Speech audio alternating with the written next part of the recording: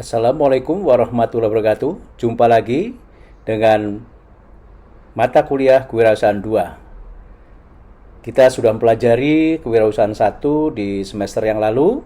Kita akan masuk ke Kewirausahaan 2. Namun sebelum kita masuk ke Kewirausahaan 2, maka kita akan mereview bagaimana dan merefresh Kewirausahaan 1 yang telah kita pelajari. Pada Kewirausahaan 1, kita sudah mempelajari bersama-sama bagaimana kita mengenali kewirausahaan itu apa dan apa kewirausahaan itu. Intinya bahwa kita ingin menjadi pengusaha atau berwirausaha yang dimana ada 4 transformasi menurut Robert Kiyosaki, mulai dari professional employee, kemudian self-employed, kemudian menjadi business owner, dan selanjutnya business investor. Saudara sekalian, akhir-akhir ini banyak informasi di era pandemi, kemudian era digital, 10 pekerjaan yang bakal naik di Indonesia. Dan ini banyak sekali informasi yang berseliweran di mana-mana. Nah, ini pas kamu lulus nanti, nih apa saja? Ada 10 pekerjaan yang bakal naik daun. Yang pertama adalah data analis atau scientist. Yang kedua spesialis artificial intelligence and machine learning. Kemudian spesialis big data. Yang keempat spesialis digital marketing and strategy. Kemudian spesialis process automation. Yang keenam spesialis business development. Ketujuh spesialis transformasi digital.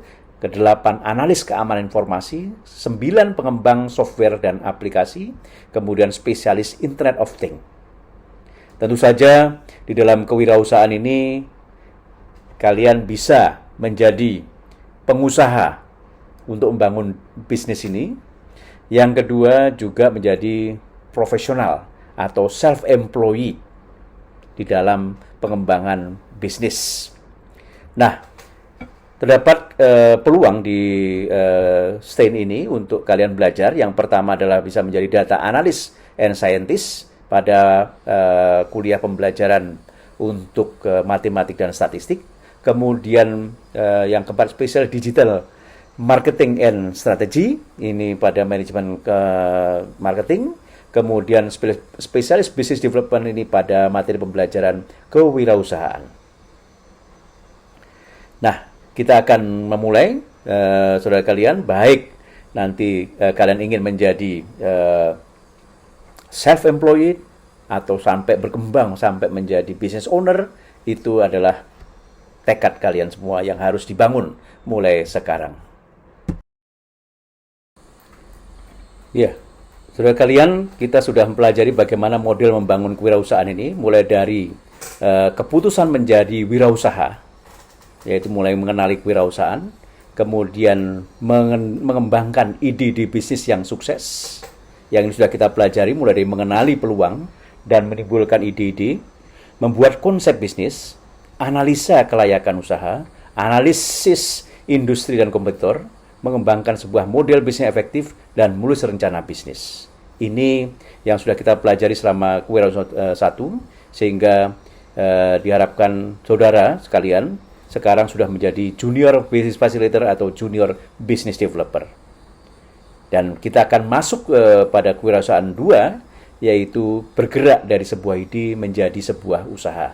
Kita akan pelajari, menyiapkan fondasi etik dan legal yang sesuai, mengakses kekuatan dan viabilitas finansial usaha baru, membangun tim usaha baru, mendapatkan pembiayaan dan modal, kemudian identifikasi evaluasi peluang pasar. Ini adalah untuk menjadi business facilitator, dan kalau kita nanti ada pada kewirausahaan ketiga, kita bisa mengelola dan menumbuhkan usaha wirausaha yang akan kita pelajari untuk menjadi senior business facilitator.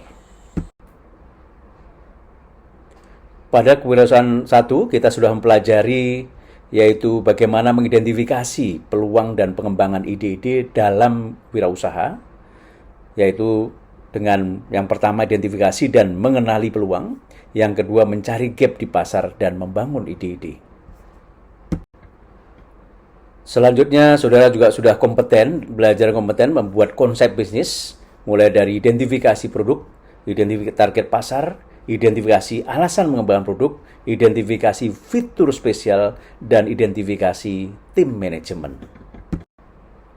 Kemudian, saudara juga sudah belajar mengenai analisa kelayakan usaha dan juga seharusnya sudah kompeten, mulai dari analisa kelayakan produk atau servis, kemudian analisa kelayakan target atau pasar atau industri, kemudian yang ketiga analisa kelayakan organisasi, analisa kelayakan finansial, dan mengambil kesimpulan analisa. Kemudian saudara kalian juga sudah belajar mengembangkan model-model bisnis, diantaranya adalah model bisnis kanvas yang kalian sudah latihan dan seharusnya juga sudah kompeten untuk mengembangkan model bisnis kanvas ini yang sekarang ini menjadi tren para startup. Kemudian selanjutnya juga kalian sudah belajar dan seharusnya juga kompeten karena latihan-latihan, yaitu bagaimana analisa industri dan kompetitor. Mulai dari analisa industri dan kemudian analisa kompetitor. Selanjutnya, kalian juga sudah belajar bagaimana mengembangkan rencana bisnis sampai jadi, mulai dari identifikasi prinsip-prinsip pemangku kepentingan rencana bisnis, kemudian menyusun deskripsi usaha, ketiga melakukan analisa pemasaran, keempat melakukan analisa operasional, kelima melakukan analisa peluang pasar dan pesaing, kemudian yang keenam melakukan analisis keuangan, dan yang ketujuh melakukan analisis SWOT. Baik, kemudian juga saudara kalian sudah saya bekali dengan buku kerja membangun usaha yang efektif ini untuk junior business facilitator. Saya harap saudara kalian semua sudah kompeten dan kalian sudah mempunyai buku kerja ini yang sudah kalian pakai sebagai latihan tugas-tugas, sehingga dari semua kompetensi yang tadi saya sampaikan, kalian sudah punya bukti berkualitas. Namun, barangkali ada yang ketinggalan yang lalu, tidak sempat untuk selesaikan tugas itu, karena akan kita pakai selanjutnya untuk belajar di Kewirausahaan 2, bagaimana mewujudkan dari ide-ide bisnis tadi menjadi bisnis yang kita dapat mulai pelaksanaannya.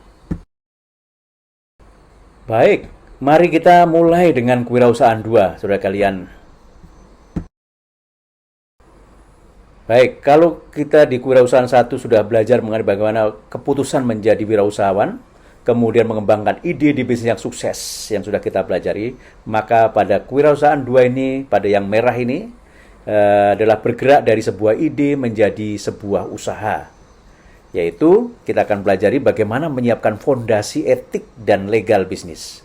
Yang kedua, mengakses kekuatan dan viabilitas finansial usaha baru, kemudian membangun tim usaha baru, mendapatkan pembiayaan dan modal, kemudian identifikasi dan evaluasi peluang pasar. Maka kalau kalian nanti kompeten, 5 unit kompetensi ini kita harapkan kalian bisa siap untuk menjadi business facilitator atau business developer. Baik, saudara kalian, kemudian apa tujuan instruksional atau tujuan pembelajaran umum dari Kewirausahaan 2 ini, yang yaitu mahasiswa mampu berperan menjadi fasilitator bisnis atau business facilitator atau business developer sesuai dengan konteks dalam 5 dimensi kompetensi. 5 dimensi kompetensi itu apa? Yang pertama adalah task skill, kemampuan menjalankan tugas-tugas. Harus kompeten setiap tugas tadi. Yang kedua, task management skill, kemampuan mengelola tugas-tugas tadi secara bersamaan atau berurutan. Yang ketiga adalah contingency management skill, kemampuan mengatasi masalah. Atau kalau ada gangguan-gangguan, mampu mengatasi masalah. Yang keempat adalah job role environment skill, yaitu kemampuan untuk mengadaptasi persyaratan-persyaratan di dalam bisnis tadi. Misalnya bisnis tertentu mempunyai persyaratan, kalau kalian masuk ke area itu harus mengikuti aturan-aturan main yang ada. Baru yang kelima adalah transfer skill, kemampuan untuk mengadaptasi apabila diminta untuk mengembangkan bisnis di bidang lain, atau di persyaratan lain, atau di standar yang lain, atau di aturan yang lain. Ini 5. Kalau orang biasa itu hanya tahu hanya how to-nya saja, itu artinya baru task skill. Tapi kalau kita kompeten dalam 5 dimensi kompetensi tadi, maka ini akan keren banget. Nah, saudara kalian, apa tugas-tugas dari business facilitator atau business developer ini? Jadi, TU atau tujuan instruksi umum yang subordinat ada 5 yang akan kita pelajari, yaitu mulai dari menyiapkan fondasi etik dan legal bisnis. Yang kedua, mengakses kekuatan dan viabilitas finansial usaha baru. Yang ketiga adalah membangun tim usaha baru. Yang keempat adalah mendapatkan pembiayaan dan modal. Yang kelima adalah identifikasi dan evaluasi peluang pasar. Ini tugas-tugas yang harus kita lakukan, kita pelajari sebagai tujuan instruksi umum. Jadi peserta mahasiswa harus mampu melakukan ini.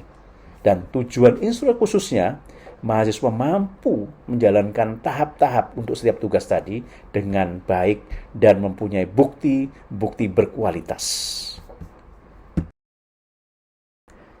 Saudara sekalian, pada Kewirausahaan 2 ini kalian juga akan saya bekali dengan buku kerja KW 2 untuk bergerak dari sebuah ide menjadi sebuah usaha. Ini sebagai alat bantu saudara kalian untuk berlatih bagaimana tugas-tugas tadi yang saya sebutkan tadi diimplementasikan. Dan ini menjadi rekaman yang akan menjadi bukti berkualitas bahwa kalian memang bukan hanya paham, bukan hanya mengerti, tapi mampu mengerjakannya dan bahkan mampu memfasilitasi bisnis pada orang lain. Baik, saudara kalian, dengan demikian kalian akan memiliki 2 buku alat bantu, yaitu buku kerja, mulai dari yang orange ini yang sudah kalian pelajari pada Kewirausahaan 1, dan sekarang akan mendapatkan untuk yang Kewirausahaan 2, yaitu bergerak dari sebuah ide menjadi sebuah usaha. Sehingga dengan 2 buku alat bantu ini untuk kalian mulai bergerak atau mulai menekuni bisnis ini, maka kalian bisa gunakan sebagai alat untuk melayani klien kalian, sehingga ini akan menjadi bukti berkualitas. Sehingga saya harapkan kalian pada akhir semester ini sudah punya bukti berkualitas tadi untuk menjadi business facilitator ataupun business developer. Hingga kalian bisa memulai untuk melakukan bisnis ini dengan confidence. Baik, saudara kalian, selamat belajar dan be professional business facilitator or developer. Semangat!